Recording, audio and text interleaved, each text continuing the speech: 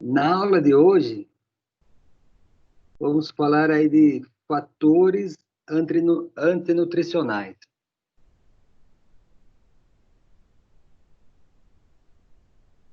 Os fatores não é um grupo específico, não é um carboidrato ou uma proteína ou um lipídio, tá? Normalmente são compostos de naturezas variadas, tá? Que exercem ação tóxica ou antinutricional, principalmente em alimentos crus.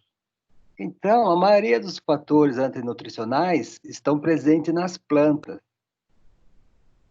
Por quê? Porque é uma maneira da planta se proteger.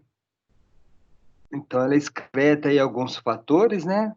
Todas as plantas aí têm algum tipo de fatores que vão prejudicar quem ingerir ela.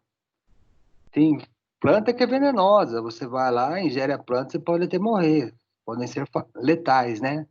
Tem alguns que interferem na digestibilidade, na absorção de outros nutrientes ou na utilização do próprio nutriente. Ou seja, são fatores que afetam a qualidade nutricional do seu alimento. Lembrando que o valor nutritivo do alimento depende da composição ou balança de nutrientes, né? Dele ter um pouco de cada nutriente, da disponibilidade desse nutriente. A gente viu lá que proteína de origem animal tem todos os aminoácidos. Proteína de origem vegetal normalmente tem poucos aminoácidos, né?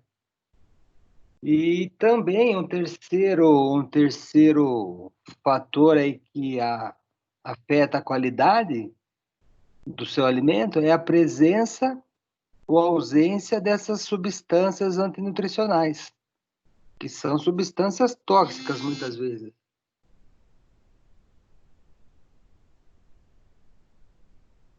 Certo? Estão vendo a minha tela aí? Estou compartilhando, sim. Será que saiu? Peraí.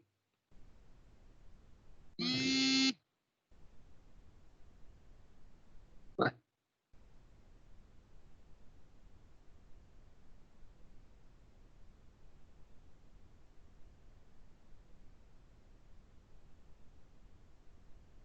Agora foi? Agora sim, professor. Nossa. Bem, se der algum probleminha, vocês me avisam aí. Enfim, esses fatores antinutricionais vão vão agir de diferente maneira, né? Podendo afetar a biodisponibilidade dos nutrientes. Então, alguns prejudicam a digestão, outros prejudicam a absorção, outros fatores vão fazer uma complexação e outros vão produzir substâncias tóxicas e antinutricionais. Eles podem ser divididos em três grupos. Antinutricionais naturalmente presentes nos alimentos, antinutricionais adicionados diretamente nos alimentos ou contaminantes que podem ser aí controláveis ou evitáveis, por exemplo, pesticidas e drogas. Com relação às substâncias tóxicas presentes no alimento, a gente vai ver alguns exemplos aqui.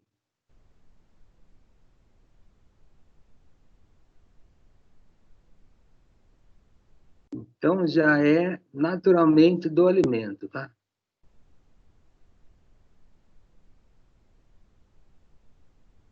Eles podem reduzir o valor nutritivo, olha lá, como a gente falou, interfere na digestibilidade ou na absorção. Por exemplo, batata. Batata tem um fator antinutricional chamado solanina. É um glicoalcaloide, tá? E se encontra principalmente na casca e nos brotos, tá bom? Então, sempre aí evitar casca de batata, tá? Por isso que o ideal mesmo é descascar a batata. A casca dela contém a solanina. Beterrabas e aspargos contêm saponinas. São nutrientes que irritam a mucosa gastrointestinal.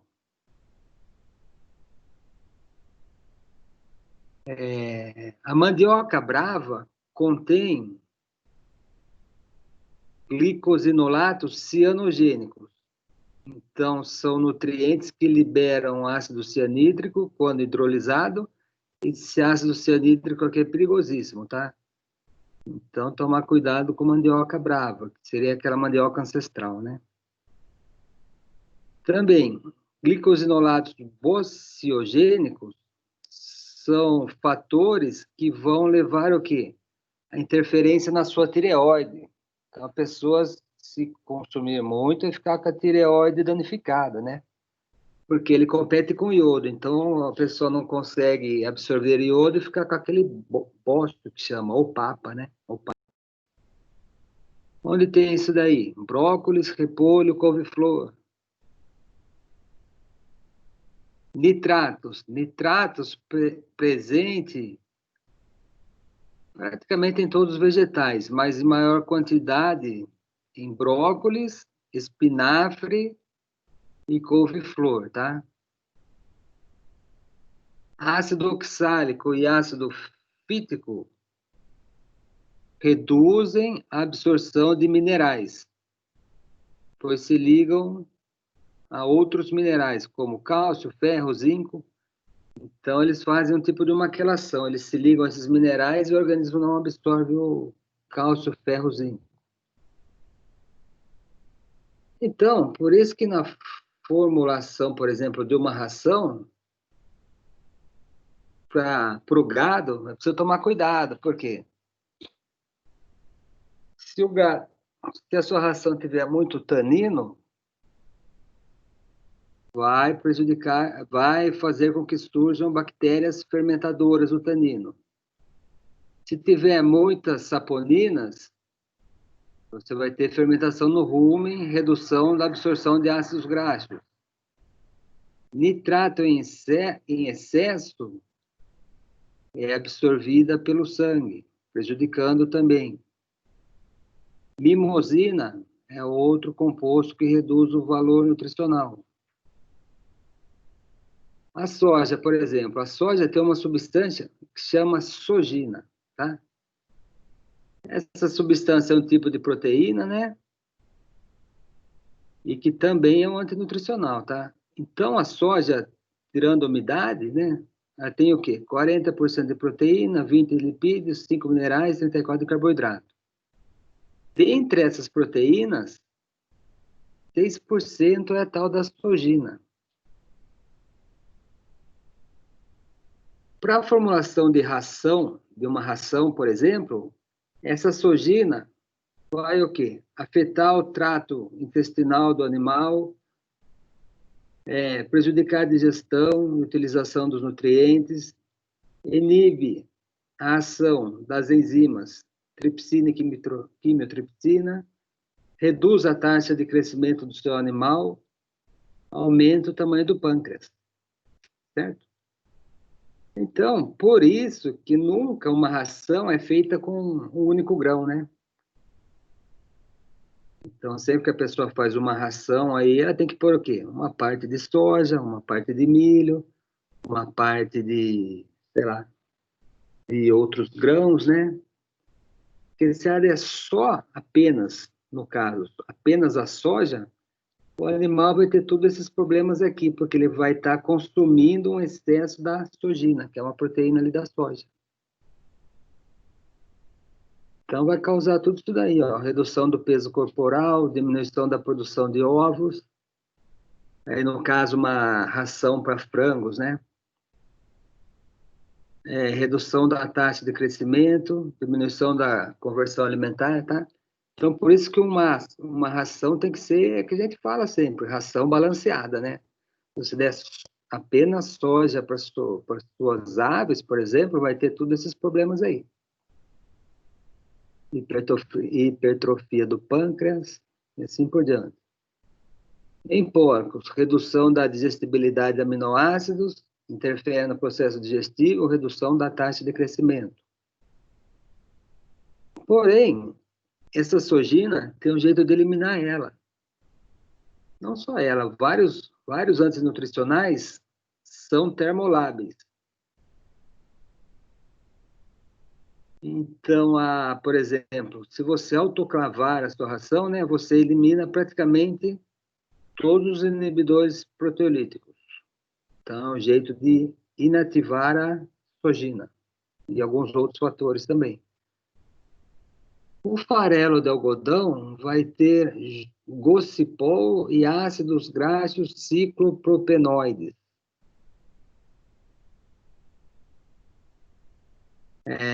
O gocipol presente na semente e esses ácidos graxos presentes no óleo da semente. Também são fatores antinutricionais. Que causam o quê? Isso daí é da soja, tá? Diminuição na disponibilidade da lisina e diminui a digestibilidade de proteína. Isso é da soja. O cipó, em concentração crescente, primeiro causa descoloração da gema, depois afeta a produção de ovos, mais que 0,015% afeta o crescimento em frangos. Também dá uma coloração rosa na clara do ovo. Tá? Então, também esse problema é da semente do girassol. Para eliminar esse gocipol, pode-se utilizar uma mistura de hexano, acetona e água, 44, 53 para 5, nessa proporção, e tratar o farelo com isso daqui. Ou com sulfato ferroso. Complexa o gocipol, diminuindo a sua toxidez. Tanino. O tanino é muito presente no sorgo. Olha o sorgo aqui, ó. Sorgo. Então, ele é dosado medindo-se o ácido tânico, né? E produz uma adstringência, diminuindo a palatabilidade da ração, no caso. Se o alimento tiver mais que 1% de tanino, diminui a digestibilidade de aminoácidos, porque o ácido tânico combina com grupamentos da metionina e da colina, né? Os aminoácidos, provocando a redução da sua digestibilidade. Então, o valor máximo de tanino é 1% de ácido tânico. O tanino vai causar isso daí, ó, diminui a atividade proteolítica, prejudica, enfim, prejudica a digestão, né, de proteínas, carboidratos e prejudica as bactérias fermentadoras. Farelo de amendoim. Amendoim a gente vai ver mais para frente também, que ele tem o problema, tem um fungo que chama-se aspergillus flavus, né? Que é esse funguinho que está aqui do lado, aqui, esse amarelinho aqui, ó. E quando ele cresce sobre o amendoim, ele libera um composto chamado aflatoxina. Tá bom? Então, mesmo que você depois, posteriormente remova o fungo, a aflatoxina fica dentro do grão, tá? Então, é um composto aí também que vai causar diversos problemas antinutricionais aí. Então, também tomar cuidado com o amendoim. Principalmente em aves que têm deficiência de vitamina D, são muito sensíveis à aflatoxina do amendoim.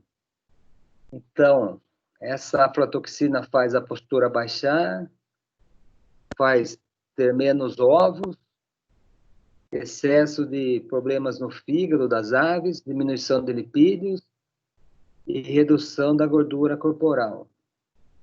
Então, tomar cuidado aí com amendoim também. Com amendoim, com soja, com...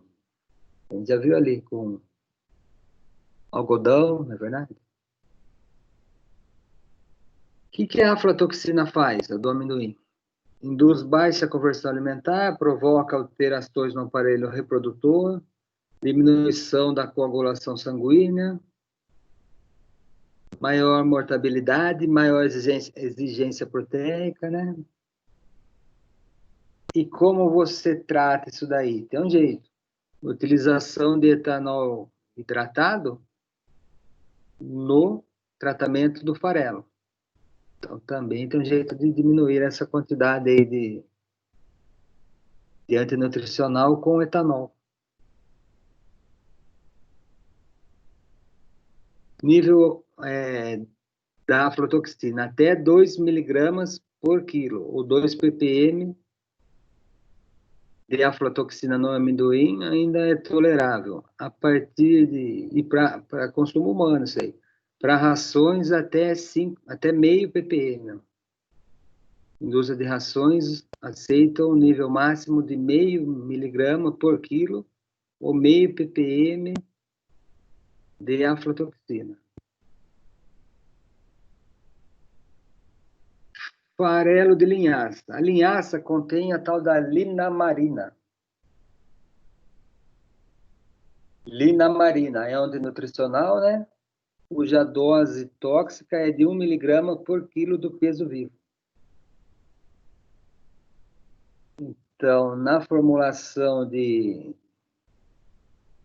monogástrico, não é indicado por linhaça nunca, e para ruminante, no máximo 5%, no máximo 10% da ração. Então, vai fazer uma ração, adicionou linhaça, no máximo 10% da ração, porque linhaça é meio caro. A raiz de mandioca, que a gente já tinha visto lá, né? Mandioca mansa. Tem esses dois tipos de mandioca, a mansa tem menos, a brava tem mais. Porém, quando se desidrata a mandioca, o ácido cianídrico vamos dizer assim, evapora junto, né? Então, tratando a mandioca com desidratação, você praticamente elimina esse ácido cianídrico aí. O ácido clorogênico também é um antinutricional, né? Clorogênico. E esse já vem do girassol. Então, aí, ó, semente de girassol. Portanto, por causa desse ácido aí, ração para suínos e aves pode ter, no máximo, 5% de girassol. E para bovinos, a recomendação é, no máximo, 1,5 quilo por cabeça por dia, tá? Então, também é um alimento aí que não pode ter em excesso na sua ração, o farelo de soja, por causa do ácido clorogênico. Farelo de gergelim. A casca do gergelim tem 15 a 20% do total da semente e contém ácido oxálico e ácido fítico. Dois ácidos antinutricionais aí que interferem na utilização de elementos minerais. Então, o problema do gergelim é mais a casca, né? A casca do gergelim é um problema também. Enfim, os fatores estão presentes em quase todas as fontes de proteínas de origem vegetal. Você viu que quase todos os vegetais aí têm algum antinutricional. Eles podem ser eliminados, né, por processos e técnicas especiais, e isso implica em estudo especializado de quem formula a ração.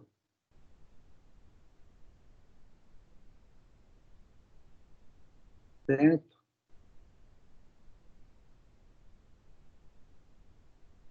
Então, aí vai ter alguns outros exemplos, tá? É, café. Café tem mais de 600 compostos diferentes.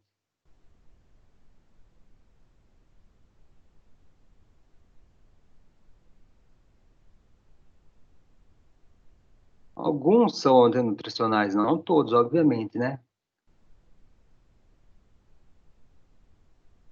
Normalmente, quanto mais grãos, frutas, alimentos de origem vegetal, né, ingerido, maior a ingestão de antinutrientes. Aí vai ter agora, entrando mais em detalhe, ali foi só os exemplos, tá? Agora, então, a gente vai entrar em detalhe em cada um deles.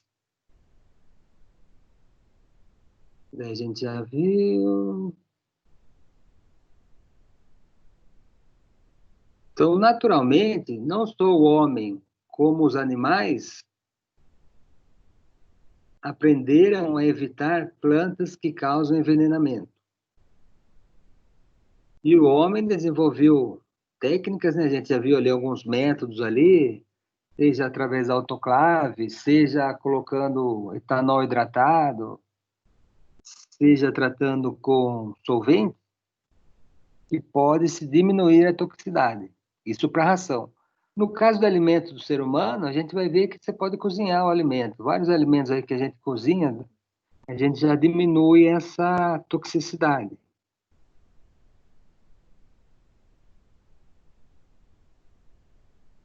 Então, principais aí são os seguintes: ácido fítico, inibidores de enzimas digestivas, compostos fenólicos, saponinas, lecitinas, ácido oxálico, ácidos bocígenos, nitritos e nitratos, lá embaixo glicogênio, eu acho. Glicogênio. Então, glicosídeos cianogênicos.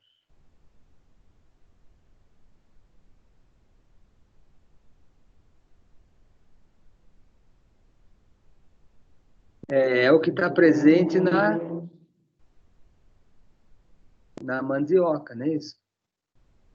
Um desses glicosídeos é limanarina, né? E o cozimento já diminui a sua concentração, tá? Obviamente, ninguém come mandioca crua, né? Então, só o fato de você cozer a mandioca, ou quando faz a farinha de mandioca, que faz aquela secagem, né?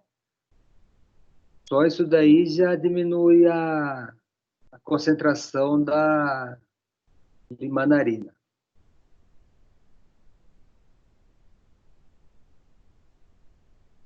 Em pequenas quantidades, o fígado consegue eliminar, né? E se a pessoa tiver intoxicada e comer uma mandioca em excesso e passar mal, o tratamento é feito com a vitamina B12. O glicosídeos possui os cianogênicos e o tioglicosídeo. O problema do glicosídeo cianogênico é que quando ele ocorre a hidrólise dele, ele acaba liberando ácido cianídrico, o HCN. Então, como a gente viu ali, né, para inativar ele, água quente, ele sofre também volatilização na presença do ar e cozimento. Quando você cozinha ele, já inativa, tá? Então, a principal fonte desses glicosídeos é mandioca, tá? Mas também tem um pouco em leguminosas, amêndoas, pêssego, ameixa, damasco. Aí o mecanismo dele, né? O íon cianogênico reage com a hemoglobina, inibe o transporte de gases, não é isso? Do oxigênio, e a pessoa aí pode até ter a morte, ó. Morte por asfixia. É o famoso cianeto, né? Cianeto, que é aquele veneno lá, que acaba provocando a morte mesmo.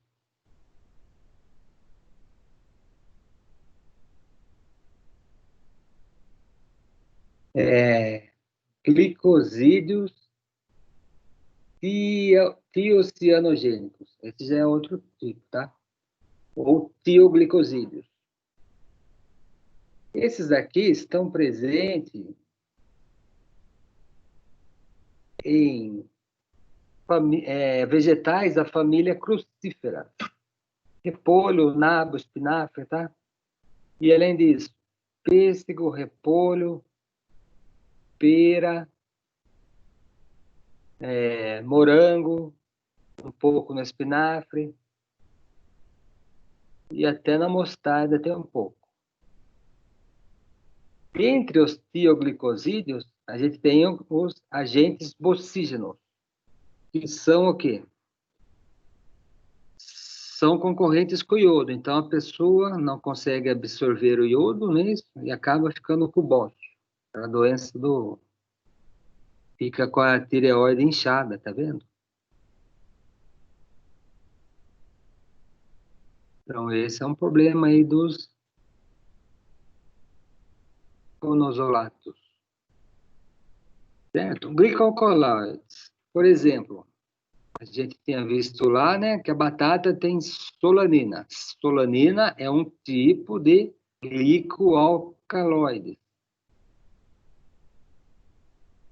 Porém, o descascamento já remove essa substância. Certo? A fritura não chega a destruir, tá? E o efeito dela no corpo é o quê? Provoca desordens neurológicas, tá? Vou procurar evitar aí casca de batata. Oxalato. Oxalato, principais fontes são espinafre. Espinafre também, beterraba, cenoura, feijão, tá? Formam metais alcalinos terrosos que são insolúveis. E podem causar o quê? Irritação gástrica, dores, náuseas, vômitos, etc. e tal. O oxalato de cálcio causa até problemas renais. Então, aí, às vezes a pessoa que está com problema de pedra no rim, né? Um dos alimentos que ela não pode consumir é o espinafre, porque o espinafre tem oxalato. Bom, então pessoas que têm pedra no rim, o médico já fala para tomar cuidado, não consumir em excesso esses alimentos aí. Porém, o hábito de cozinhar os vegetais, escorrer a água, auxilia na redução desse oxalato. Ácido dicarboxílico, presente em espinafre, acelga, tomate, nozes, cacau e beterraba. Atua interferindo na absorção de minerais, provocando carência de cálcio. Então, diminui a absorção do cálcio. Certo? Então, tomar cuidado aí com espinafre, acelga, tomate, nozes, cacau e beterraba. Também são alimentos aí que têm sido evitados por pessoas que estão com pedra no rim. Porque 70% a 80% da tal da pedra no rim é formada por oxalato de cálcio.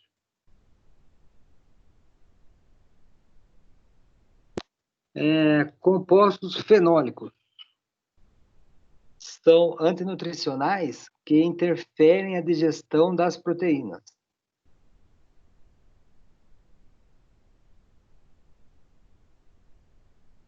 Porém, tem sido ao mesmo tempo que ele não deixa o organismo fazer a digestão da proteína, eles possuem algumas características benéficas. Por exemplo, são antioxidantes, protetores de doenças cardiovasculares e câncer, aumentando a atividade enzimática e favorecendo a absorção de nutrientes. Ah, mas então ele é ruim, ele é bom?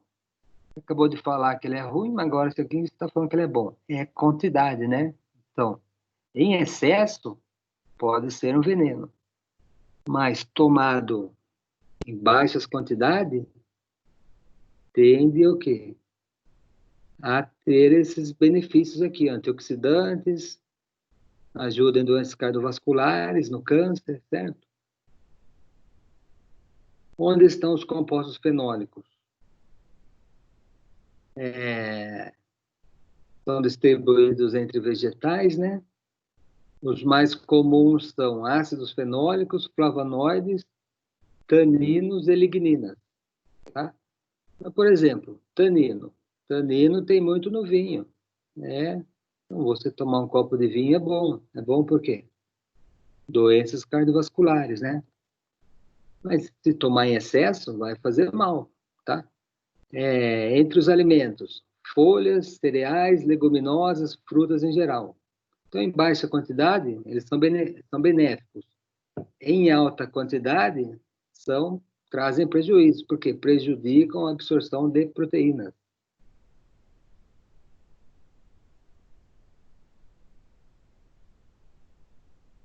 Com relação ao tanino, especificamente, interfere na biodisponibilidade de micronutrientes, são antioxidantes e podem inibir a formação de placas que levam à arteriosclerose. Taninos, então, uva, morango e chá. É fácil de ser dosado por método colorimétrico após extração com metanol.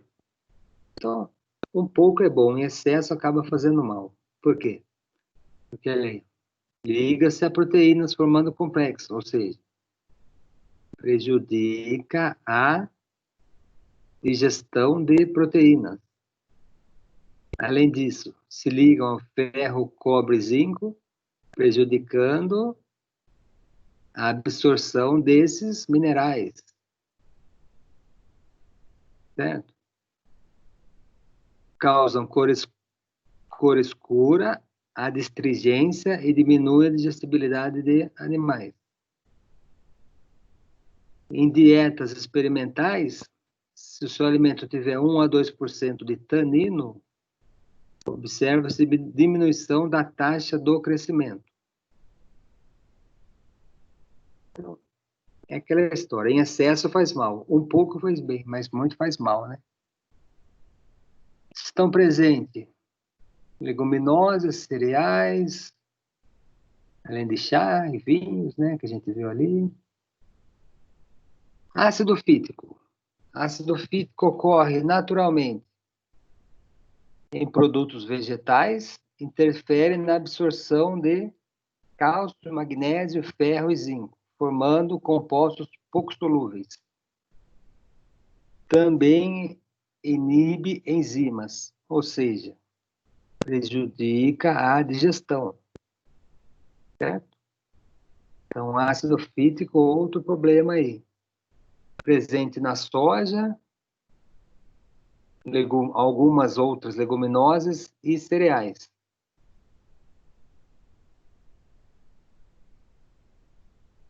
O intestino combina-se com proteínas, complexo ao ferro, zinco, cobre, cálcio, ou seja, prejudica a absorção de minerais, né?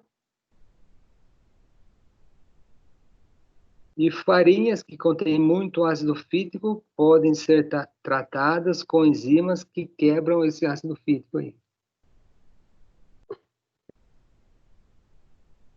Inibidores de enzimas digestivas.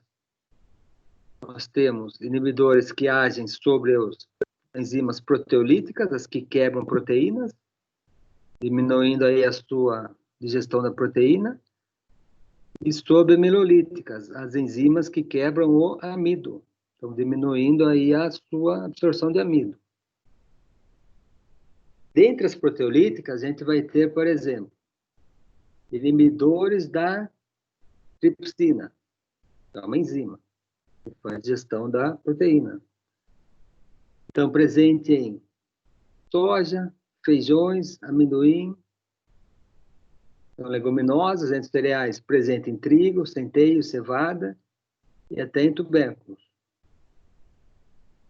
Em alimentos de origem vegetais, ela está presente na clara de ovo de várias espécies de aves.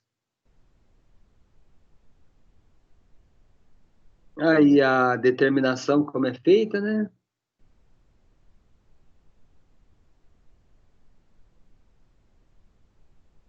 O aquecimento a 100 graus por 15 minutos é suficiente para destruí-los, tá? Então, se você ferve o seu alimento, você destrói esses inibidores de tripsina, né? E aí, como é feito a dosagem por eletroforese.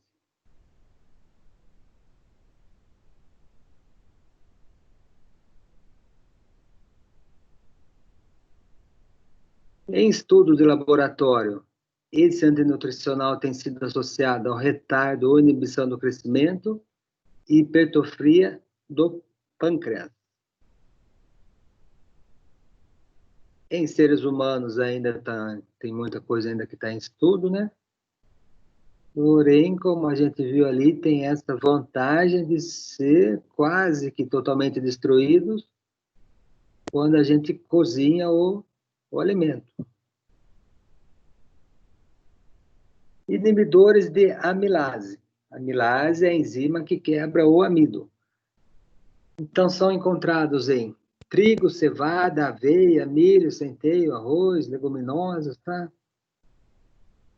E são substâncias que podem causar diarreia, náusea e vômito.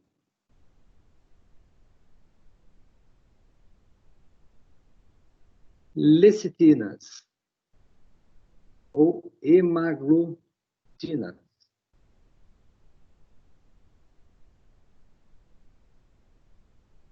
São bastante distribuídas na natureza, tanto em tecidos animais, vegetais e micro-organismos, proteínas ligantes de açúcares e glicopeptídeos, causam inibição no crescimento em animais de laboratórios,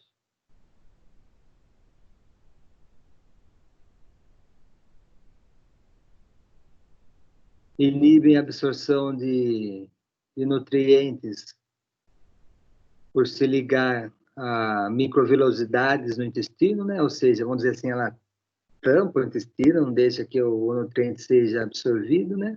No intestino. E também com que as enzimas não trabalhem direitinho ali no intestino. Então, fluolecitinas é isso daí. Prejudica a digestão, né? Lecitinas. Agentes produtores de flatulência. Tem muito na soja e feijão. Normalmente são os oligosacarídeos, né? Rafinose, estaquiose, que são fermentados por bactérias, causando flatulência. Então, soja e feijão é isso daí, esse problema. Nitratos e nitritos. Nitratos e nitritos são muito presentes em alimentos folhosos. Certo? O nitrato no intestino é transformado em nitrito, e o nitrito causa o quê? Vasodilatação, relaxamento da musculatura lisa e formação de metamiogrobina. Principal efeito tóxico. Resulta aí na quê? Impedimento do transporte de oxigênio. Então, reduz o transporte de oxigênio. Presente normalmente em vegetais folhosos, e o nitrato é utilizado como conservante de carne. Então, linguiça, salsicha, carne embutida, né? Presunto, presuntado, todas são adicionadas em nitrato, tá? Aí, de novo, tem problema, que não pode consumir em excesso, tá? Consumindo em baixa quantidade não tem nenhum problema, tá? Não pode, como tudo, como todos os antinutricionais, é o excesso, né?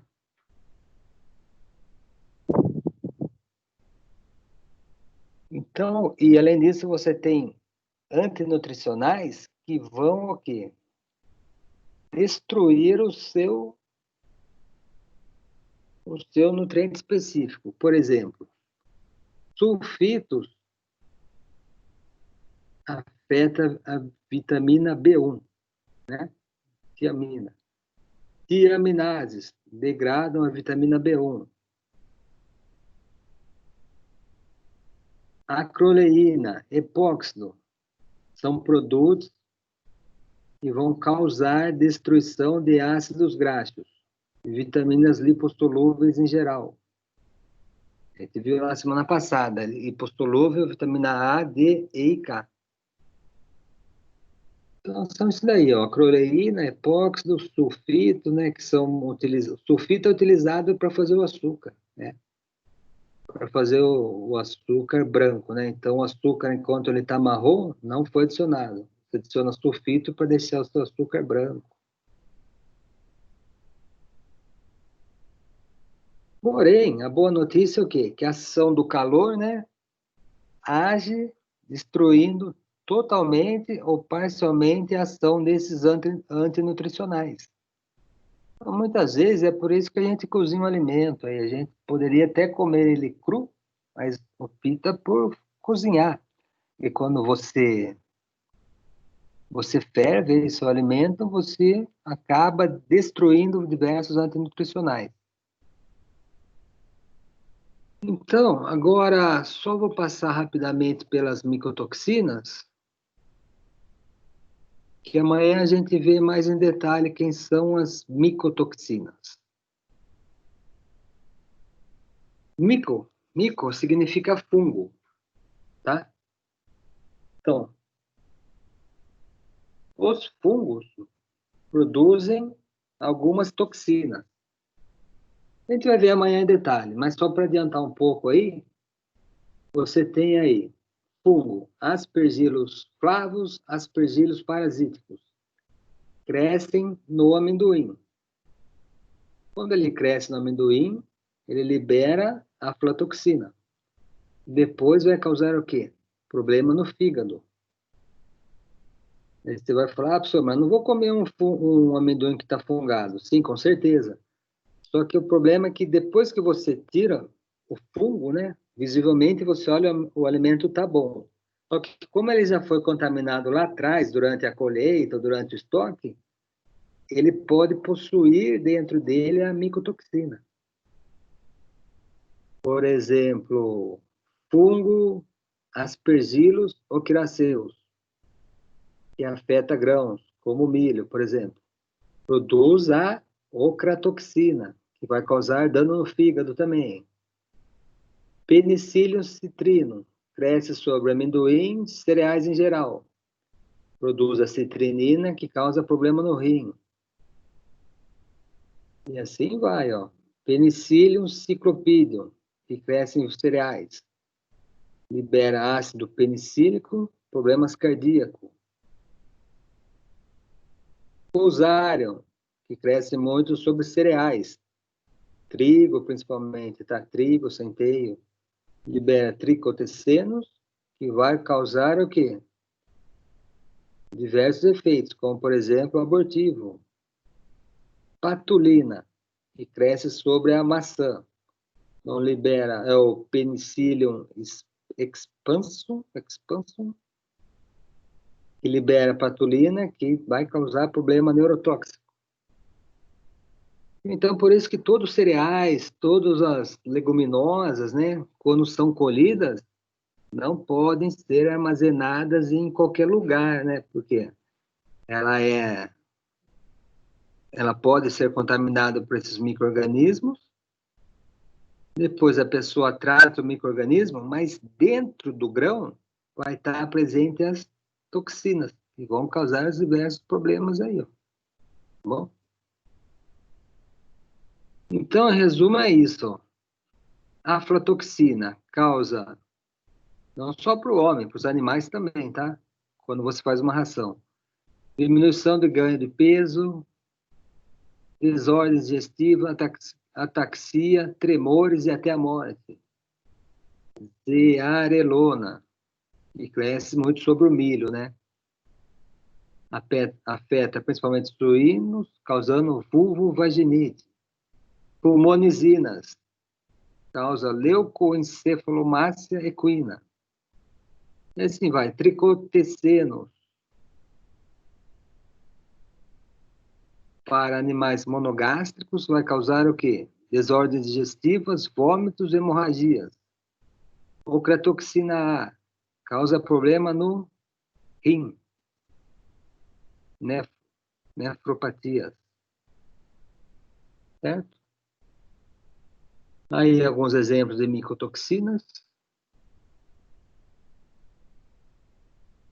Aí outro resumo, né? Aflatoxina, presente no milho e amendoim. Falou aflatoxina, principalmente amendoim, tá? Danifica o fígado, pode causar até câncer no fígado, reduz o apetite, anemia e imunossupressão. Ocratoxina, principalmente cevada, causa gota. Alcaloides do ergot, vai causar vômito, diarreia, atáxia, aborto. Zearalenona, compete com estrógeno, causando aborto, adianta a puberdade. Pulmonizina, cresce no milho, causa encefalomalácia. Ácido fusárico também cresce no milho. Reduz a pressão sanguínea, dando vômito, diarreia, depressão. Tricotecinos, inibe a síntese de proteína, afetando a resposta imune. E assim vai.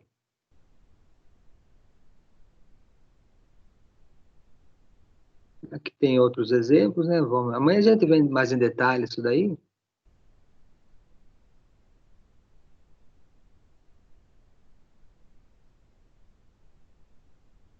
Então, foi o que, para concluir aí, né? O que a gente tinha visto aquela hora. Os antinutricionais têm sido rediscutidos, né? Embora façam mal, alguns podem o quê? Acabar tendo funções benéficas no ser humano. Por exemplo, inibidores de amilase. Como ele diminui a quebra do amido em glicose, ele acaba sendo, por um lado, ele acaba sendo bom, porque não causa aquele pico de insulina, né? Então, nesse caso, o amido, se ele tiver essa substância, ele vai ser o quê? Quebrado vagarosamente, não causando pico de insulina. Ácido fítico, saponinas, fenólicos diminuem o colesterol sanguíneo. Então, esse é um aspecto positivo, né?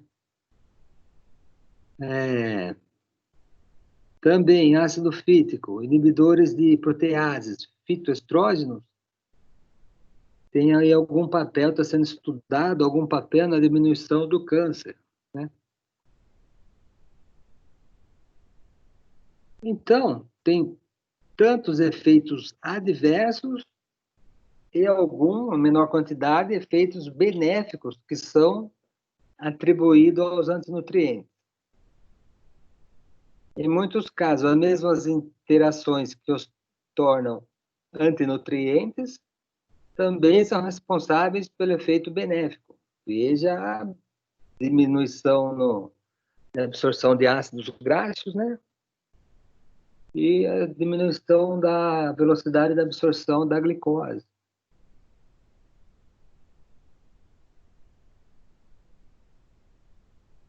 Os efeitos benéficos podem ser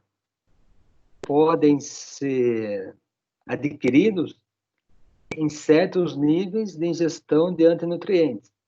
Então, veja o caso do tanino presente na uva, né? Se você tomar em excesso, tanto chá, tem tanino, quanto vinho, aí vai fazer mal, mas um pouco acaba fazendo bem, né? Então, estão sendo feitos o quê? Estudos sobre a dose e respostas. Então, esses estudos que vão determinar o nível que irá produzir efeitos benéficos sem causar efeitos adversos.